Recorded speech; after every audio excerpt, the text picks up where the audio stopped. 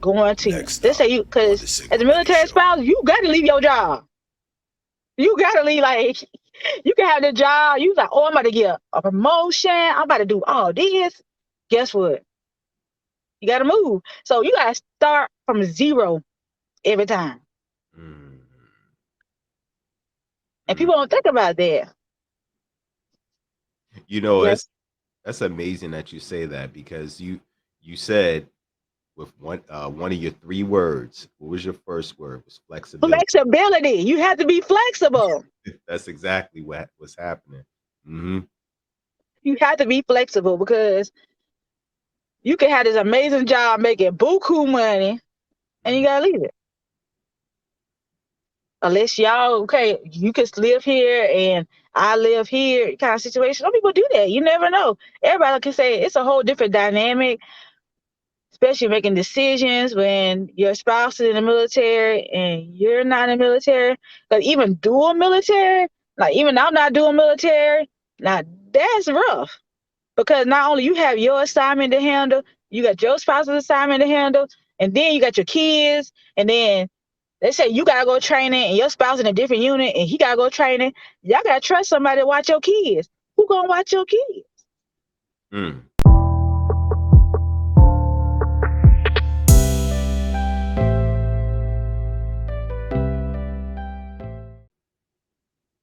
Live. Hey, how's everybody doing? This is the Sigma Lenny Show. If you haven't yet, hit the like button and subscribe. Right now, I have a very powerful woman on the show today. Her name is Cressida Croskey, and she's a powerful military woman. And I really want to kind of pick her brain a little bit and ask her some questions. As far as advice that she can give to the women out there who are also either potential military wives or current military wives. So Cressida, go ahead and introduce yourself. Let the audience know who you are. Well, hi, my name is Cressida. I've been married for 10 years, but been with my husband for 14 years. And he started his military career the same time, the same he signed up to the military the month after we got married. So he been in the military for 10 years too. So we've been in this game for a long time. So it's a lot of insight into it. It's a lot of things that go on. I myself, I'm a businesswoman myself. I work a lot. As you see, I just came from doing one of my jobs is I do hair and everything. So I think I could give some good advice and help some new mothers and new military wives out because I know times do get hard being a military spouse because the internet is savage and just being alone. Like you're a married single person when you're married to somebody in the military. Straight up. Wow, why you say that? Why do you think that? Because you can't depend on them for nothing because anytime they could call and say, hey, you gotta go. So you by yourself, you a single parent. You can call, oh, I love you and stuff like that. You have the financial backing, but the physical part can disappear at any moment. It's awesome that you said that because now that I think about it, right? Hmm. Technically, you are kind of sort of a single parent, obviously, right? Yeah. Because when he is gone, right, when he has to get deployed, you obviously have to have the drive, to take care of the Hmm. kids, which I know you probably going to definitely get into. But it's just kind of amazing that you mentioned that because I'm thinking like, wow, that's pretty powerful. Yeah, you in a sense you kind of are a single parent. Yeah, most definitely, especially not even just deployments, training. If somebody loses something that's very important, like a weapon, nobody can leave the military base. Nobody. You can't go in and you can't go out. Okay, so those things will make them stay. They can stay in their job for days on end if they can't find a sensitive item. So even like simple stuff like losing something can cause your spouse to not even be able to come home. Wow. Wow. So so let me get this straight. So if they if they happen to lose a weapon on base, they may or may not come home. Yeah, because if it's sensitive, it got to be found. There's no ands, if, or buts about it. Wow. That's, that's wow. That's something else. Do you Mhm. know usually how long they kind of put the thing on lockdown for them? It can last a long. It depends on who has the common sense to find it. Mm. So, or to the point they like, let's give up. But it depends on what the item is. They could be locked down for a whole week. They can't leave. You make it go to their unit and be like, hey, I love you. Mwah, mwah. But they got to be there to look for items that they lost. It's a crazy game. Even with training and stuff, sometimes they be like, oh, you can have your phone. Or they're like, oh, this training, you can't talk to nobody. We gonna pretend we in Afghanistan. You can't contact your family this whole week. So you have to go a whole week not talking to your spouse at all. Don't have no sense of what's going on or anything. Oh, that's that's a very complex issue there. Most definitely. So Yeah. you got to be mentally prepared to be left alone. When you got to be strong. Find activities that you like. Know who you are. You know what? It's great that you mentioned that. That's kind of my next point. So, what would you say, right, uh, to the military wives out there who obviously their husband is gone. He's basically he's fighting for the country. Definitely shout out to all the veterans that's doing the darn thing because that is a very very powerful decision. Hmm. Um, I would say, what would you say to the women, right? That I guess quote unquote boredom kind of kicks in, right? So it's like okay, I'm sitting around the house. It's really like nothing that I guess they, in a sense of the word, they don't really have like any friends or anything like that. What would you say to them that maybe some things that maybe they can kind of get into, to kind of keep them going? Well, there's always Facebook groups. Any military base has um, support groups, uh, different groups like your unit, whatever unit your husband is in. My husband in the army, so when I say unit, I don't know what other branches say. So I'm gonna say units because that's what he's in.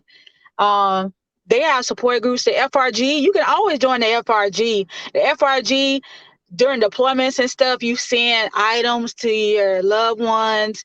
They get information what's going on. You call other wives. Just being part of a support group, so that will help you because you building a friendship with other people's wives, and that's how you honestly build a family because your family is not there when you're in the military. You're by yourself. You don't have anybody.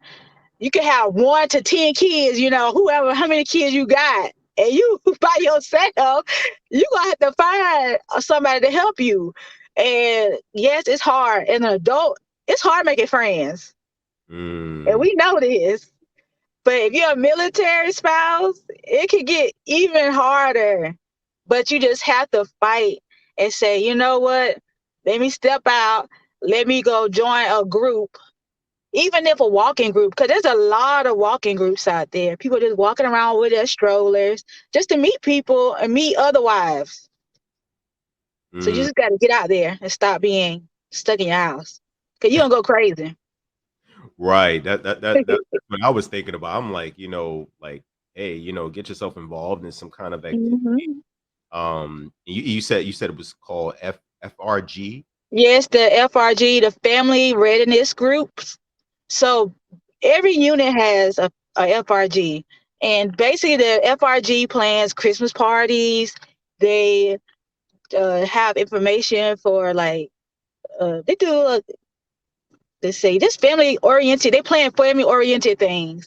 So you can have like an Easter egg hunt, or they just bring coffee to the soldiers. They bring dinner.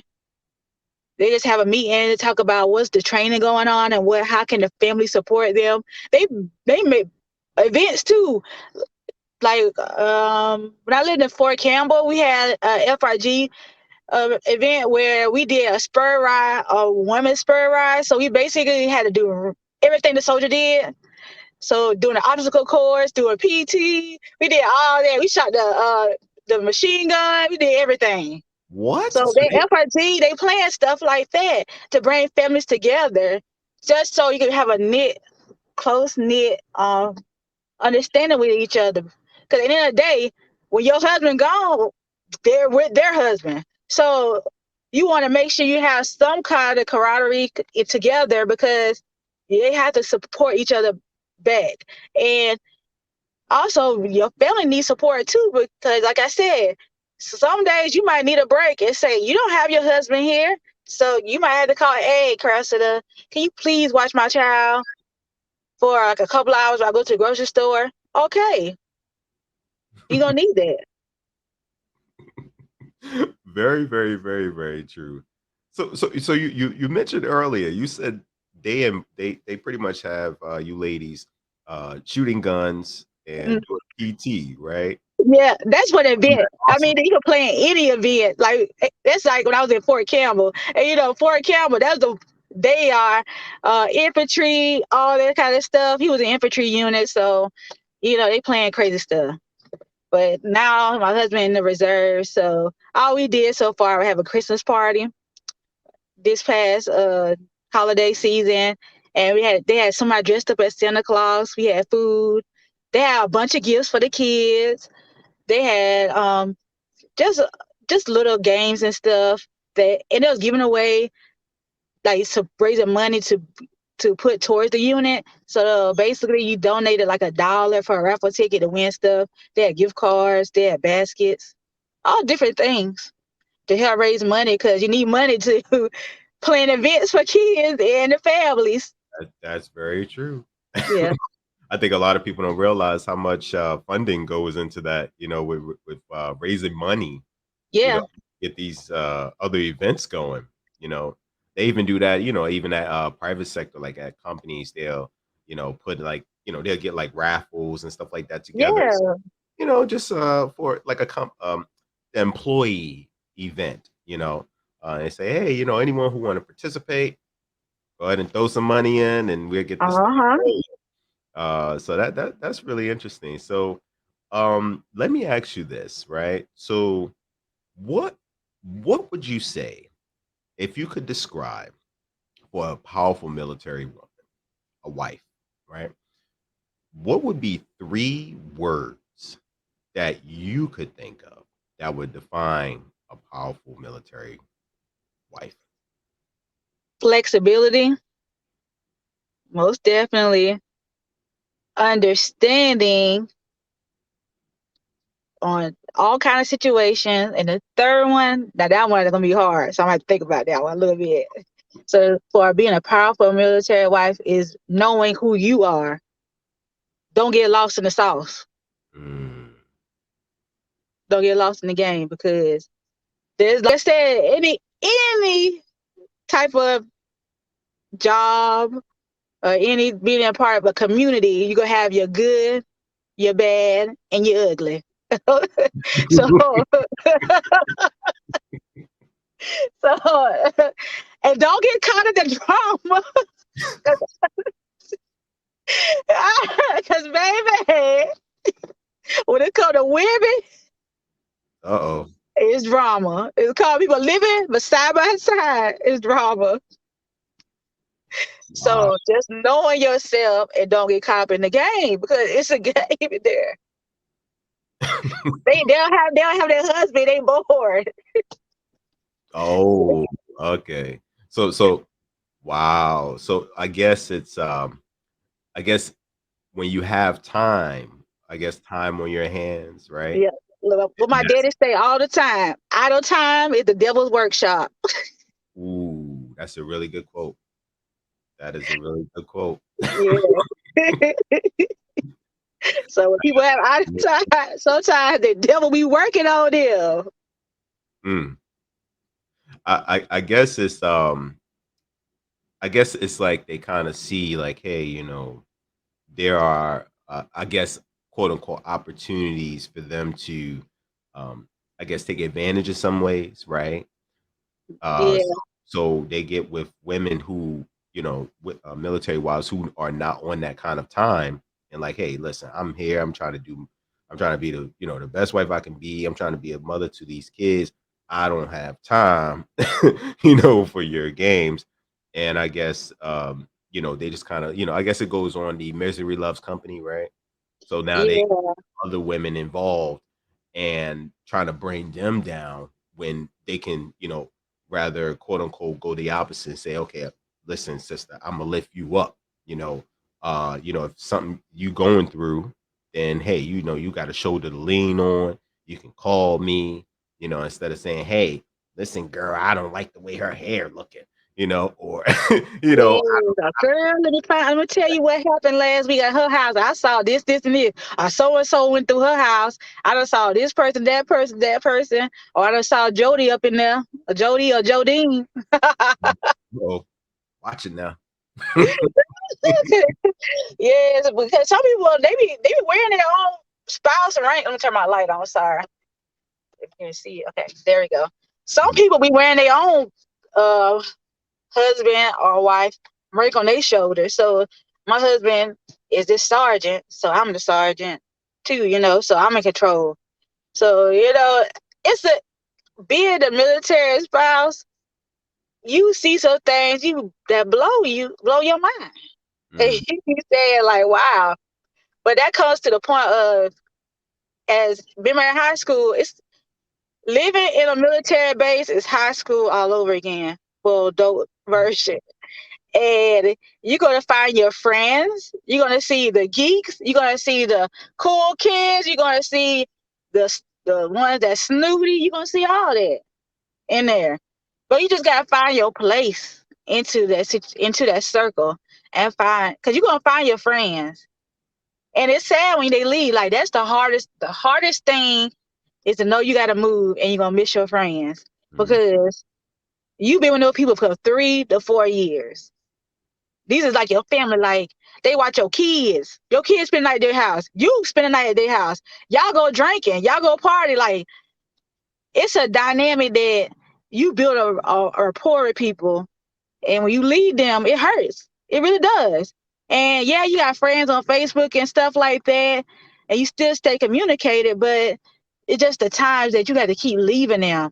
So not only like they say kids get affected, the military kids, they always gotta leave. It affects the adults too.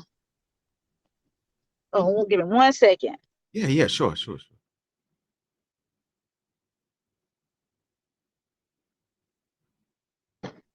That's my coworker should bring my water bottle. Okay.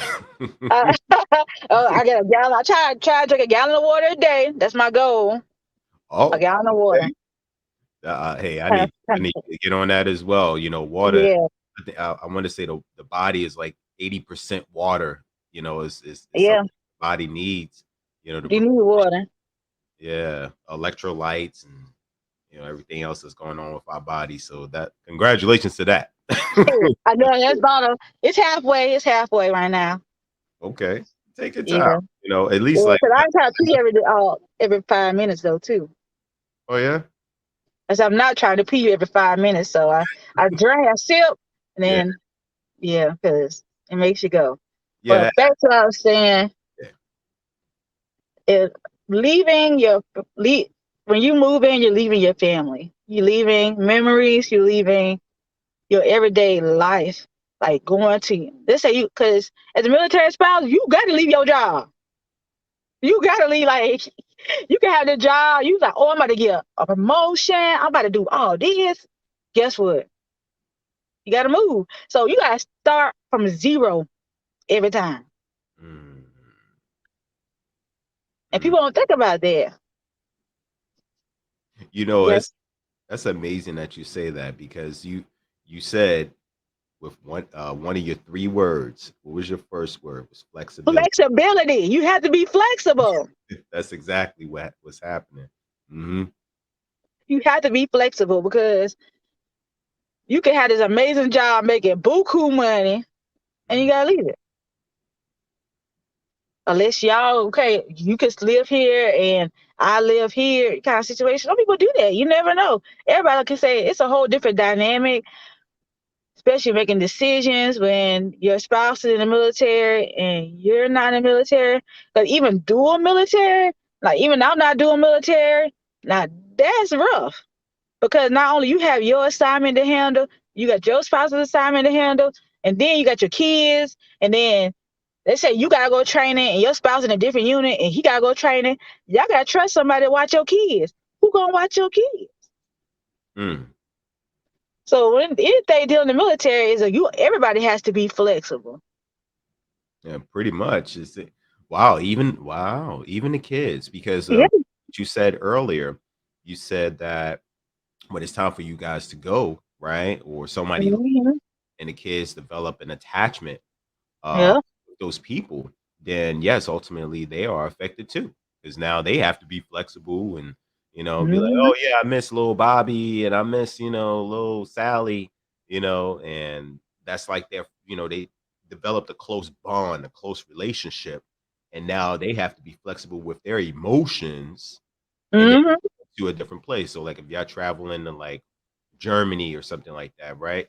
And y'all were in, let's say like, well, I don't want to say Kuwait because I would assume that it wouldn't be over there. I don't think that's family oriented. But If say you over here in the United States and you got to go over to Germany, that's a long way.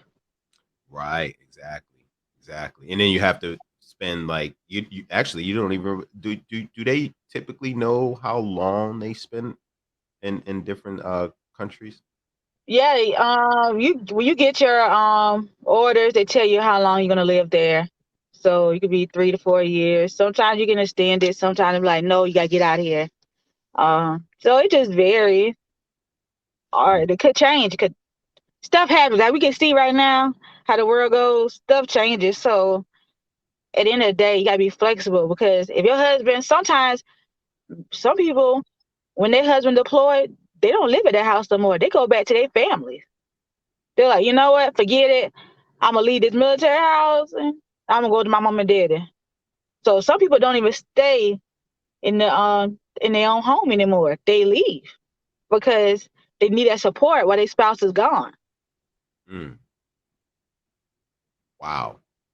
And those are decisions you have to make on your own because if your spouse leaves too fast and you don't have a chance to even speak on it, you gotta make decisions. Mm.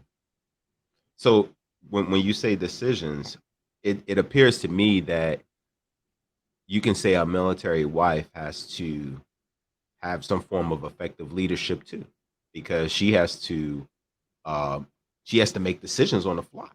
It's like Yep, it don't seem like it's so much time for her to to really have to think things really through. It's kind of I'm going to make the best judgment and the best decision for this point of time in this event, so we can be okay. Would you? correct. That's most definitely.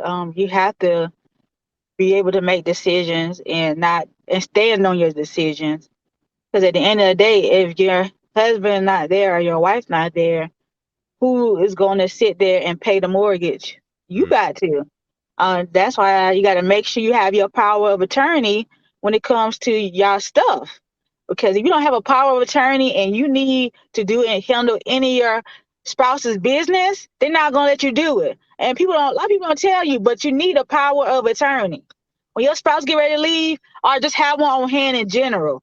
When you married to somebody and they are a person that travels a lot, you need a power of attorney because a power of attorney will help you get things done. Let's say your car broke down and your husband got a better credit than you do, and he's not there to sign off on it. You need that power of attorney. You can say, hey, you can write say, hey, I'm going to get this car, or I need to do this or do that. You can do it. And just know you make the right decisions. Cause don't do nothing stupid. You know what I mean? You gotta have common sense. But you need a power of attorney just in case something happened to your kids. You need to affect anything that happened to, like you need health insurance and you get on deers. So they say you need to do anything, doing paperwork, make sure you have that, because you can basically be him or her with that paper. Mm. So that paper is kind of authorization Yes. to allow you, with, I guess, with his decision through that paper, Yep. without him physically being there, you can go ahead and carry out the duties. The duties that you need to get done.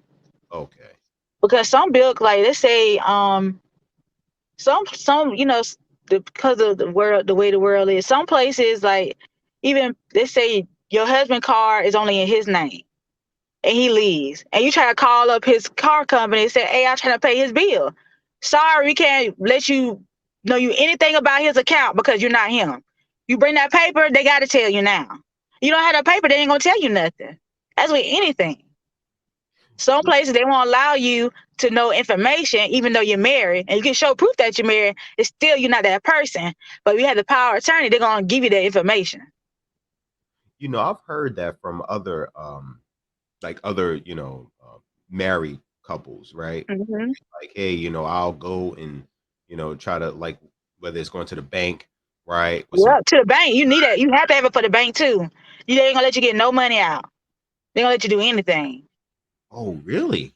If your name is not on that account, they're not. It's like they're trying to secure their customer. You know what I mean? At the end of the day, they don't. It's so much fraud go on. That's true.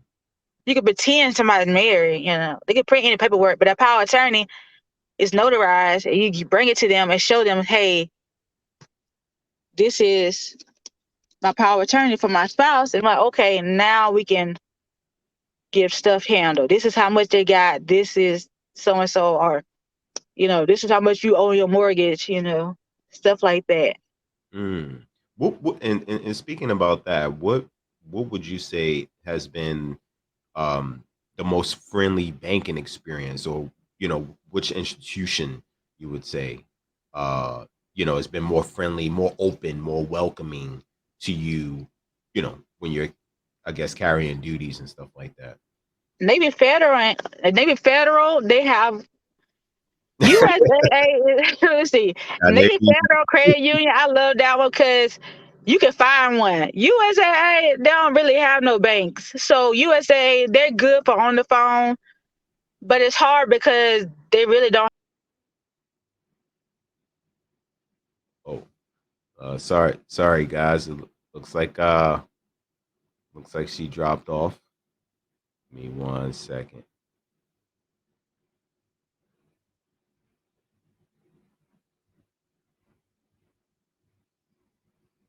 That Navy Federal guys is definitely, uh who you guys definitely should look into. Navy Federal has a lot of good, um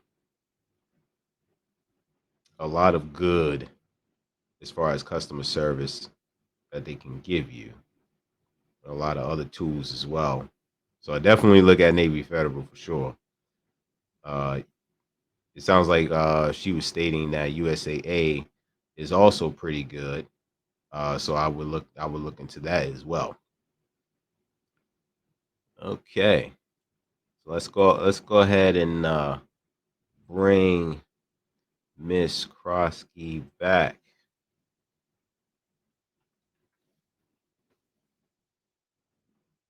If you guys haven't already, please hit that subscribe and like button for me. Okay.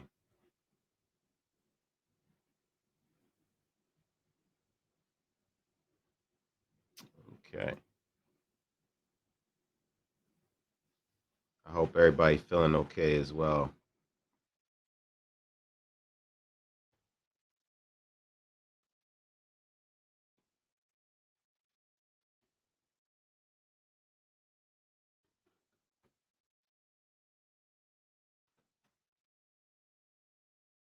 Yeah, she was cooking, guys. And ladies. She was cooking. I think what happens is a lot of people don't understand how powerful a military wife has to also be. It's a huge responsibility, and I think a lot of women don't think about that part of it when they're going into a marital situation with a military man. Let me see here. Okay. Uh, well, we're gonna. It looks like her phone may have died, guys. But but yes, I would definitely say that yes, you have to be flexible. You have to be a leader in order to be a powerful military wife. There are things, there are hurdles and pitfalls that you're going to go through as it pertains to being a powerful military wife. There's going to be some emotional moments. There's going to be some tough moments, which Miss Croskey was getting pretty much getting ready to talk about.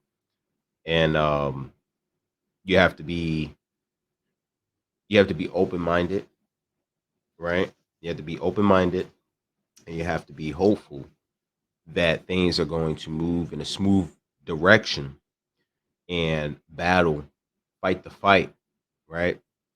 And be the best for your husband as well as your kids because they ultimately need you. They depend on you to be that powerful woman. I think a lot of people don't realize, like, you know, women as well is needed in the aspect of creating a powerful couple. And it is a huge responsibility that she has to undertake in order to move that relationship into a positive light. So, with that being said, guys, we're gonna go ahead and end it here. We definitely want to thank Miss Croskey for coming through, and definitely to the military wives out there, or potential, I say just stay hopeful, uh, prayerful, and be supportive as you can, because it can be a rocky road, but at the end of the day, it can be an also ultimately a rewarding road that you can take. All right, guys, this is the Sigma Lenny Show. Like, comment, and subscribe. Peace.